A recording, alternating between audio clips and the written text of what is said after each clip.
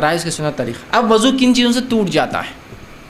وہ بھی دیکھ لیں، بہت معمولی اور بہت کم چیزیں ہیں، یاد رکھ لیجئے، فائدہ ہوگا کہ وضو کب ٹوٹتا ہے۔ نہ بہت سے لوگ میوزک سنیں تو وضو ٹوٹتا کیا، کچھ بچے کو میں ننگا دیکھ لیا نماز کے وضو میں حالت میں، کیا میرا وضو باقی رہا کیا؟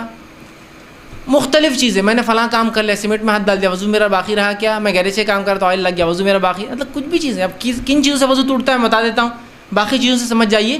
نہیں ٹوٹتا ہے، ٹھیک ہے۔ آئیے تو وضو کن کن چیزوں سے ناقص ٹوٹ جاتا ہے وہ باتیں ہم دیکھتے ہیں۔ پیشاب اور پیخانے کے راستے سے کچھ بھی نکل جاتا ہے وضو ٹوٹ جاتا ہے، کچھ بھی نکل جاتا ہے وضو ٹوٹ جاتا ہے، کچھ بھی، پیشاب نکل گیا، پیخان نکل گیا، منی نکل گئی، مزی نکل گئی، ودی نکل گئی، ندی نکل گئی، اس کے علاوہ ہوا خارج ہو، کچھ بھی ہوا تو وضو ٹوٹ گیا۔ اب بہت سے لوگ بولتے ہیں پیشاب پیخانہ سمجھ میں آ رہا کہ ہم دھو لیتے ہیں، لیکن ہوا خارج ہو تو کیوں ٹوٹ جاتا ہے؟ اصول ہے کوئی چیز بھی خارج ہونے سے وضو ٹوٹ جاتا ہے، کچھ چیزوں کو صاف کرنا ہوتا ہے، کچھ چیزوں کو صاف نہیں کرنا ہوتا ہے، سمپل، اتنا ہی سادہ ہے۔ تو کوئی بھی چیز نکل جائے پیشاب اور پیخانے کے راستے سے تو آپ کا وضو ٹوٹ گیا، پہلا وضو کا ناقص۔ شرمگاہ سے کوئی چیز کے نکلنے سے وضو ٹوٹ جاتا ہے، پہلا۔ دوسرا، لیٹ کر گہری نیند لینے سے وضو ٹوٹ جاتا ہے، یاد رکھیے، ٹھیک ہے۔ پہلی جو روایت تھی جو میں نے کہا پیشاب یا پیخانے سے وضو ٹوٹ جاتا ہے یا کوئی بھی چیز، اس کے تعلق سے صحیح بخاری کی روایت ہے، آپ صلی اللہ علیہ وسلم فرما کہا لا يقبل الله الصلاة احدكم اذا احدث حتى يتوضا۔ اللہ تعالیٰ اس شخص کی عبادت کو قبول نہیں کرتا، نماز کو، جس کو حدث کہتے ہیں، پیشاب یا پیخانے کے راستے سے کچھ بھی نکل جائے، نکلا ہو اور اس نے وضو نہ کیا ہو، وہ قبول نہیں ہوتی۔ دوسرا کہ گہری نیند اگر آپ لیٹ کر سو گئے تو وضو ٹوٹ جاتا، کھڑے سو رہے تو وضو، جیسا مسجد میں آپ بیٹھ گئے اور نیند لگ گئی اس سے نہیں ٹوٹتا، لیکن لیٹ گئے، اس لیے کہ آپ صلی اللہ علیہ وسلم فرماتے ہیں، اور آپ نے فرمایا، ابو داؤد کی روایت ہے، آنکھ دبر مطلب آنکھ اور پیٹھ جو ہوتا ہے، دبر مطلب پیٹھ کا بندھن ہے، ریلیشن ہے، اور آپ نے فرمایا اگر کہا جو سو جائے اسے چاہیے کہ وضو کرے، چونکہ اب آنکھ لگ گئی اور پیٹھ آپ نے جھکا دی تو پھر آپ کو وضو کرنا پڑے گا، اس کا تعلق ہے۔ اگر آپ سیدھے بیٹھے ہیں تو دیکھیے، اگر آپ سیدھے بیٹھے ہیں اور نیند لگ گئی تو آپ کی ہوا خارج ہونے کے امکانات بالکل نہیں ہوتے ہیں۔ آپ اگر لیٹ گئے تو آپ ہو سکتا ہے کیا ہوا ہوگا آپ کو پتہ نہیں، تو نیند سے بذات خود وضو نہیں ٹوٹتا، نیند کی وجہ سے چونکہ آپ سیدھے نہیں تھے، لیٹ گئے،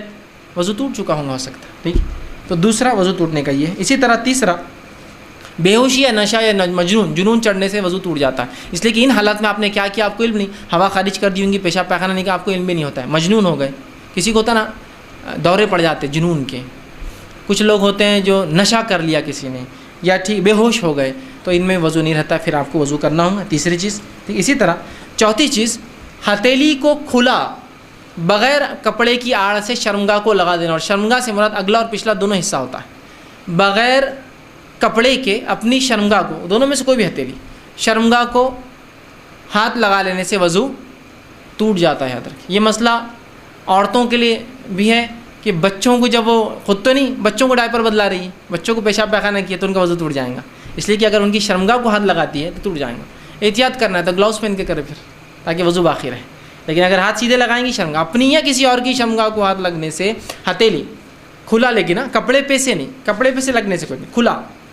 نیوڈ جس کو کہیں گے، کچھ بھی اس پہ لگا ہوا نہیں اور لگ گیا سیدھے تو آپ کا وضو ٹوٹ جاتا ہے ہتھیلی کے لگنے سے، اس لیے کہ یہ سنن ترمذی کی روایت ہے، جو اپنی شرمگاہ کو بغیر کسی کپڑے وغیرہ کے ہاتھ لگائے وہ نیا وضو کرے، بغیر نماز آپ نے فرمایا نہ پڑھے۔ یہ تھی چوتھی چیز۔ پانچویں چیز جو ہوں گی وضو کے ٹوٹنے وہ ہے کہ اونٹ کا گوشت کھا لینا۔ آپ صلی اللہ علیہ وسلم نے کچھ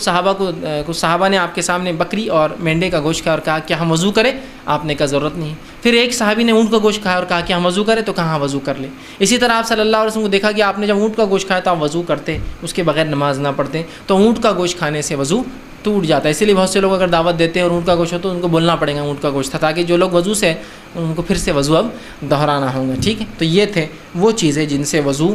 ٹوٹ جاتا ہے، بس اتنی ہے۔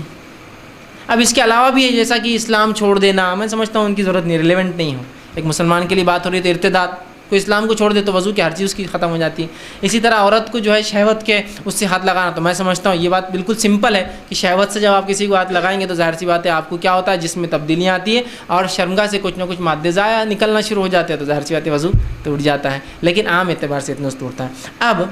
وہ باتیں جن باتوں سے